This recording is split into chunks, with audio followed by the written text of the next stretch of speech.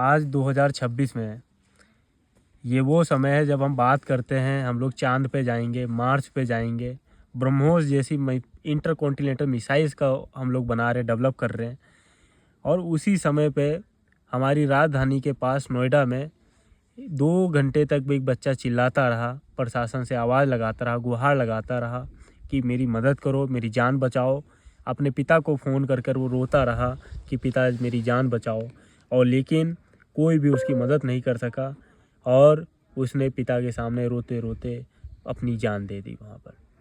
जो प्रशासन उन टैक्स पेयर्स की मनी पे ही चल रहा है, वो प्रशासन मूक वहाँ पर खड़ा रहा और उस बच्चे को दम तोड़ते देखता रहा।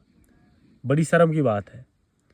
ऐसे सभी कर्मचारियों पे कार्रवाई होनी चाहिए जो जिम्मेदार हैं इस घटना के लिए, चाहे वो डीएम हो, एसडीएम हो, चाहे कितना ही बड़ा अधिकारी हो। कॉन्स्टिट्यूशन, संविधान से बड़ा इस देश में कोई भी नहीं है। यही संविधान है जो हमें जीने का अधिकार देता है, राइट टू लाइफ, आर्टिकल 21 में। बहुत सारे सवाल उठते हैं इस घटना को लेकर। क्या अगर वहीं पर किसी एमपी या एमएलए का बेटा होता तो क्या पुलिस और एसडीआरएफ का बर्ताव यही रहता? अगर ये नहीं रहता तो फिर एक और सवाल उठता है, एक और हमारे कॉन्स्टिट्यूशन के आर्टिकल का उल्लंघन होता है, article number 14, right to equality, जो ये कहता है सभी की जान की कीमत बराबर होगी, सभी के सम्मान की कीमत बराबर होगी।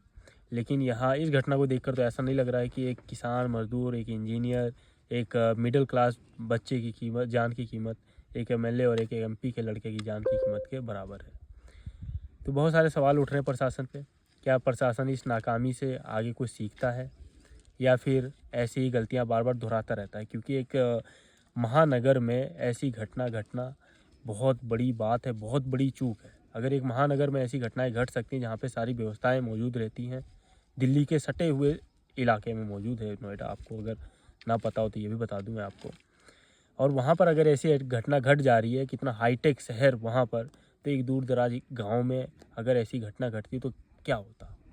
आप सोच सकते हैं, आप अंदाज़ा लगा सकते हैं इस घटना को लेकर।